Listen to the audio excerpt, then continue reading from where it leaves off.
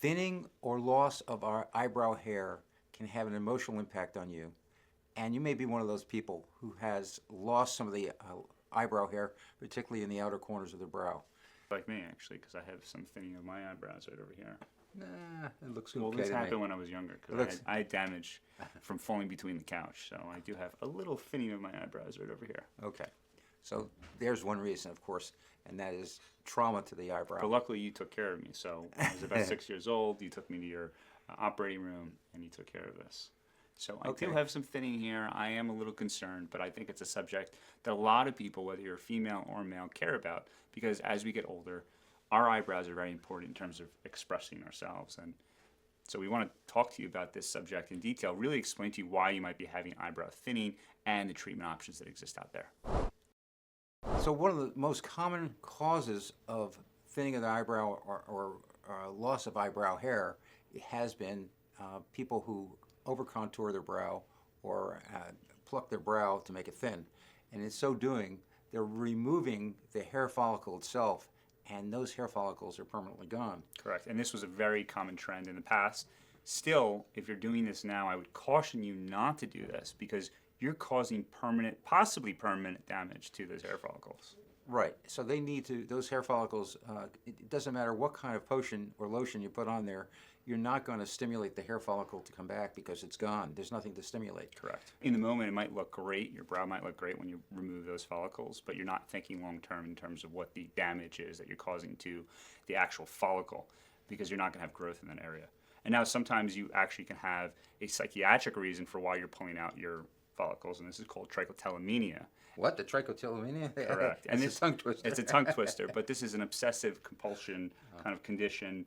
Sometimes requires that a therapist is involved in terms of treating these types of patients. So when we see patients like that, for instance, we don't run to do a hair transplant or an eyebrow transplant. We need to address the mental health issues before and make sure that they are stable before moving on to a hair transplant. Good idea. So you may be someone who has not plucked, who has not over-contoured their brow, but you're still experiencing thinning of your eyebrows. And so we think there might be an underlying medical issue at play. And the way we test for that is we do blood tests. And the blood tests we do are to sort out problems that are treatable. And I think we should emphasize something here.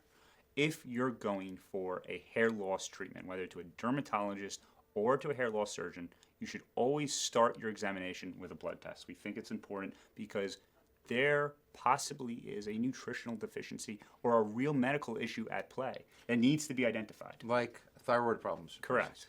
And so if sometimes your thyroid may be low, sometimes it's high, and it can lead to lateral hair loss on the brow. And we can treat that. We can address the thyroid abnormality and sometimes reverse some of the hair loss that you're experiencing. Simply by going on medications for thyroid. It doesn't require hair loss medications per se. It might just be addressing the T3, T4, and TSH levels. Now, there's also hair loss associated with aging. We don't want to call it disease. But Grandma, that's like grandma. Right, right. And my mother, his grandmother, yeah, she's lost her brows, and she's in her 90s. But the reasons for that is that she has an androgenic alopecia, not only of her scalp, where she has recession temporally here, but she also has lost eyebrow hair. Correct. So there's genetics at play. And so in those cases, there are topical remedies and oral remedies, which we'll discuss in a little bit later in the video. But that's something to consider. It's that it's a normal evolution of aging, and it's a genetic loss of hair. Correct, but we still don't want to lose our eyebrows regardless. Okay. Well, there's other issues at play too. So you might have an iron deficiency or zinc deficiency. These are important for maintaining growth of hair follicles. And so if you're low in those, that can impact your eyebrows. You may have anemia, right, associated with those deficiencies, and that can be addressed as well, of course.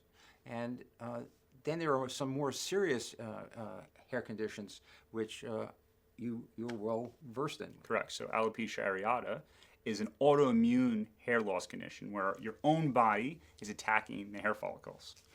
And the treatments for that condition have relatively recently improved with the introduction of steroids. So you can use steroid creams. You can try finasteride, dutasteride.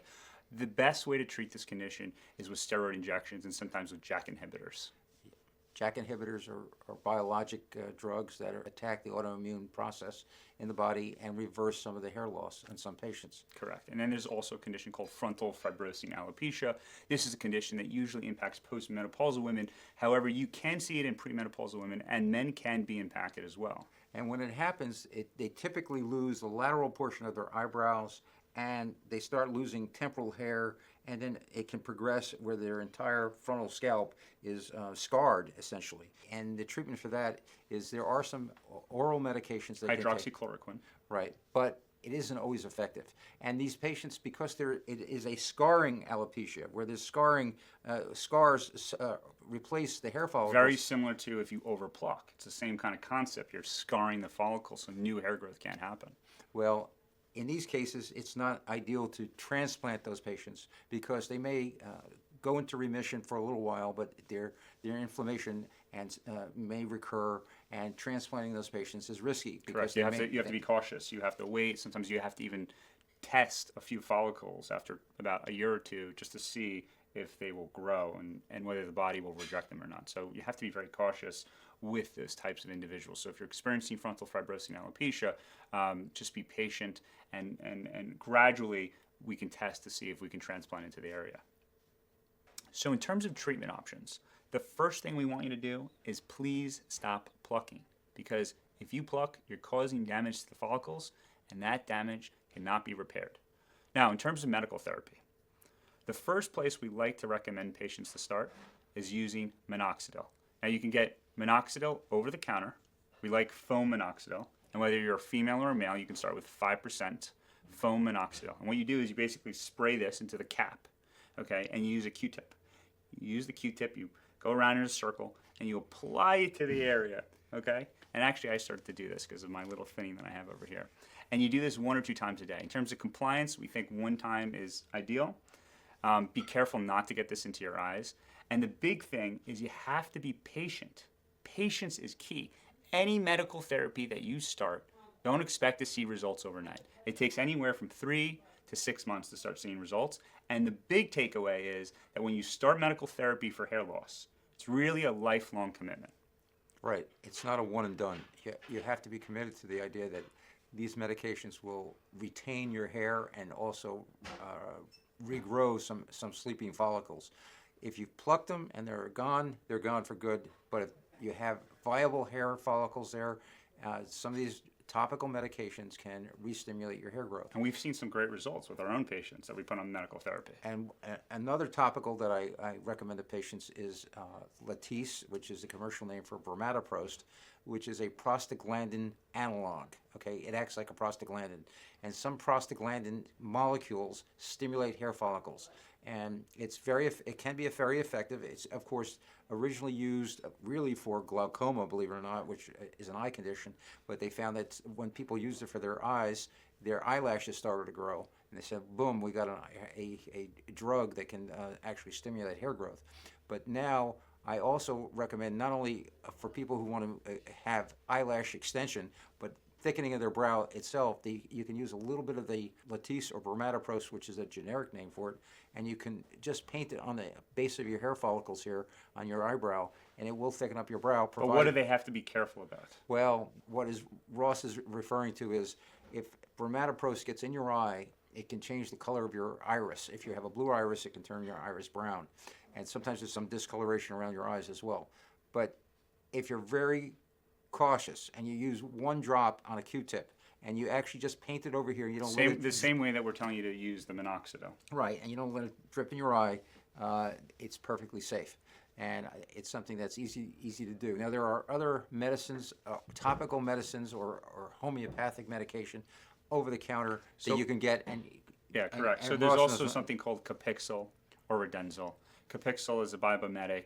It's extracted from a red clover extract, and that has an impact on potentially lowering what's called DHT, dihydrotestosterone, which is a major contributor to hair loss. And then you have Redenzil, which potentially acts at the stem cell level, the bulge of the hair follicle, to help stimulate new hair growth. Now, we also put patients on oral medications all the time for their, really for their scalp. growth of hair. And what we find is that it actually helps with their eyebrows. So you could be on finasteride or dutasteride or minoxidil, and this could have an impact in terms of stimulating new hair growth in those areas. But it's not for everybody. And if you're a woman and you're premenopausal, you can't be on dutasteride or finasteride or even minoxidil. So there's some limitations in terms of who those drugs are ideal for. Correct. And now there's one other organic solution I would recommend, which is rosemary oil. And again, I would use that the same way in terms of applying it as you do with minoxidil, using a Q-tip and applying it to your eyebrows 1 or 2 times a day. Does it actually stimulate your hair follicles? Yes, of course. There was a study actually done back in 2015 that looked at using minoxidil, 2% versus rosemary oil, and they found that they were basically similar in terms of their efficacy in terms of stimulating hair growth. Now, we prefer 5% minoxidil, but if you want an organic solution, you might be premenopausal, you might be postmenopausal, you might be pregnant, and you don't want to use something that's like a medicine, this is one option. Good idea. Now, of course, if some of these stimulants don't do the job in terms of restoring your eyebrow hair, then eyebrow surgery hair replacement for your eyebrow is certainly an option. And it has to be done in a very meticulous way. The follicles have to be put in on a very acute angle so that they all lay down flat. And the only downside I see from brow restoration is that the hair that we take to restore the brow is usually taken from either the back of the head or some other location, and the hair will grow, and as it grows you have to trim it and contour it because it's genetically different than the eyebrow hair that you naturally have. Correct, and you have to be the right candidate for this condition as well, because not every single person is. You have to make sure that you don't have certain underlying medical issues that could cause these hair follicles to easily fall out. But again, we're going to explore this together in another video where we're going to really detail what an eyebrow transplant is all about. I think we did a pretty good job today explaining why you might be experiencing thinning of your eyebrows, what you need to do next, and the treatment options that exist. So if we missed anything, let us know. There's comments below. We love to hear from you. And if you have any questions that we really haven't addressed, medical questions, general questions, if you just want to say hello, we're excited to hear from you. So thank you, and I hope you enjoyed this.